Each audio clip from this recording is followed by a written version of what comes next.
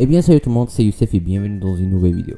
Alors aujourd'hui, je vais vous présenter les top 10 des objets les plus chers au monde. Le premier objet, c'est un jeu d'échecs. Imaginez qu'en 2005, 30 gars ont passé 4500 heures à fabriquer ce jeu d'échecs sous la direction de son créateur, le bijoutier Bernard Maquin, pour sa collection Charles Hollandais. Ils ont réalisé 7 en tout, avec pour chaque set 9900 diamants et de l'or blanc de 14 carats.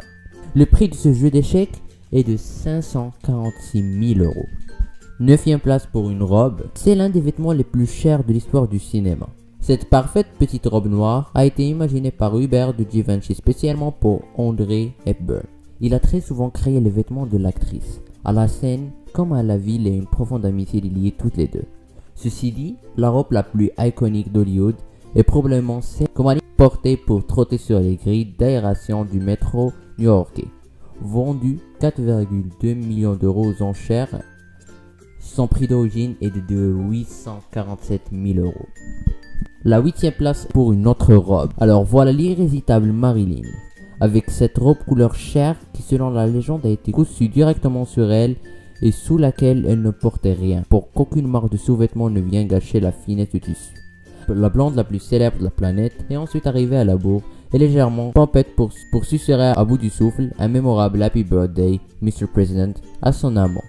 C'était en mai 62, devant 15 000 célébrités du monde entier venues fêter les 45 de Kennedy, moins de 3 mois avant la mort de l'actrice. Le prix de la robe est de 1 161 000 euros. La 7e place est pour des chaussures cette fois.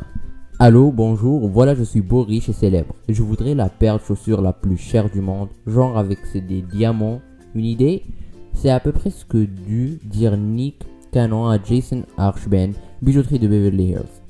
Il a donc créé cette paire de mocassins recouverts de 14 000 diamants, tous de la même taille. Vous vous demanderez qui est Nick Cannon.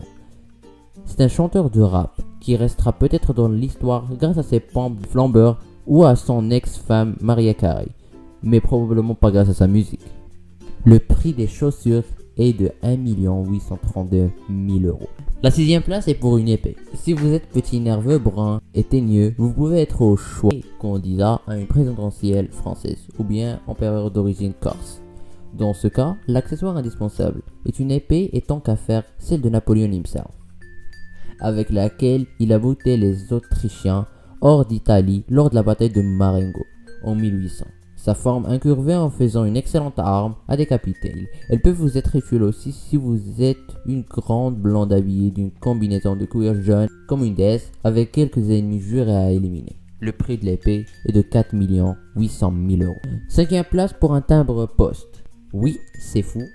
Un si petit bout de papier avec autant de valeur, ce timbre British Guiana d'100 est l'unique survivant d'une série réalisée en dépannage, 1856, en Guyane britannique. Les colons attendent une livraison de timbres qui doit arriver par bateau.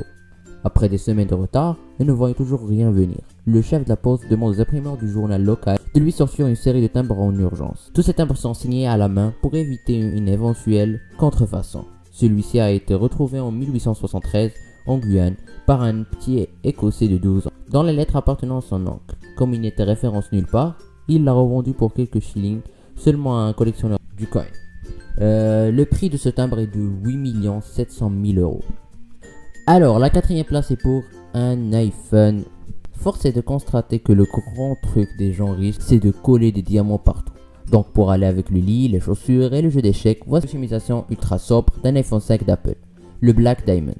Le principe du plaqué or est une routine pour Stuart Hughes, designer basé à Londres. Il en met partout. Son client, un businessman chinois, avait sous le coude un petit diamant noir qu'il voulait intégrer à la déco de son téléphone, par exemple sur le bouton principal. Tant qu'à faire, ils ont mis sur la tranche aussi. On peut se demander là si le propriétaire a toujours cet iPhone 5 ou s'il décolle et recolle ses brillants à chaque mise à jour de la gamme tous les 12 mois. Enfin, s'il n'a pas déjà fait tomber dans la cuvette. Le prix de cet iPhone est de 15 120 000 euros. La 3e place c'est pour un dessin. Je vous l'accorde, ce n'est pas n'importe quel gribouillage. C'est un tableau de Gauguin. Nafia Foire à Hippo. réalisé à Tahiti en 1892. Il a littéralement explosé le record du prix payé pour une œuvre d'art lorsqu'il a été acquis en début d'année par un acheteur anonyme. Je vous laisse dans l'insoutenable frustration de ne pas connaître la traduction du titre de ce tableau ou pas. Allez, en français cela veut dire « Quand vas-tu m'épouser ?» Le prix de ce tableau est de 275 millions d'euros. Alors pour la deuxième place, on a un bout de carbone cristallisé. Enfin boum, 621,2 grammes quand même. Il est découvert en 1905 par Sir Thomas Cullinan. Dans une mine d'Afrique du Sud, il est offert au roi britannique Edward VII 2 ans plus tard. Un navire escorté d'une flotte armée jusqu'aux dents quitte alors la côte sud-africaine, mais c'est un appât. Le caillou porte anonymement dans un petit colis postal tout ce qui y est d'ordinaire. Edward l'envoie ensuite se faire tailler en Hollande. Il est fragmenté en 9 morceaux majeurs et une petite centaine de brillants. Le Cullinan 1 et le Cullinan 2 pèsent respectivement 530,2 et 37,4 carats. Ils font toujours partie des bijoux de la famille Windsor exposés à la tour de Londres. Le premier orne le sceptre impérial, le second la couronne d'apparat. Alors le prix de ce bout de carton cristallisé est de 367 millions d'euros. Et finalement, avec la première place, la chose la plus chère des plus chères, c'est une station spatiale. International Space Station, ISS, est un projet américain lancé par la NASA en 1983. Période Ronald Reagan en pleine guerre froide, donc ça traîne en longueur, jusqu'à ce que les Russes soient invités à participer au projet, bientôt rejoints par les agences spatiales européennes, canadiennes et japonaises. Beau grand projet international, comme dans les films, avec explosion de joie en salle de contrôle à Houston. Accolade émue entre sujets des nationalités supposées se errent et le gros duo qui y va de sa petite larme d'émotion en loose day. L'ISS est mise en orbite en 1998, devient occupée en permanence par 3 astronautes à partir de 2000, puis par 6 depuis 2009. Leur mission des travaux de recherche en astronomie, en biologie, en sciences des matériaux et nous montrer à nous. Terriens, comme c'est fun de manger un clafoutis. Une nouvelle équipe russe sino-américaine vient d'ailleurs de rejoindre la station pas plus tard qu'il y a 2 jours pour 4 mois. À l'occasion, allez jeter un œil sur les chaînes YouTube de la NASA, je mets le lien dans la description. Elle fourmille des surprenantes, drôles, instructives et toujours intéressantes. Et finalement, le prix de cette station spatiale est de 143 milliards d'euros.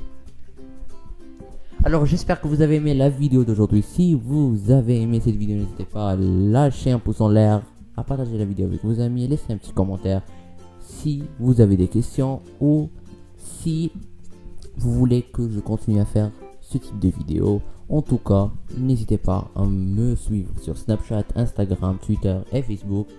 Et je vous vois dans une prochaine vidéo. Bye.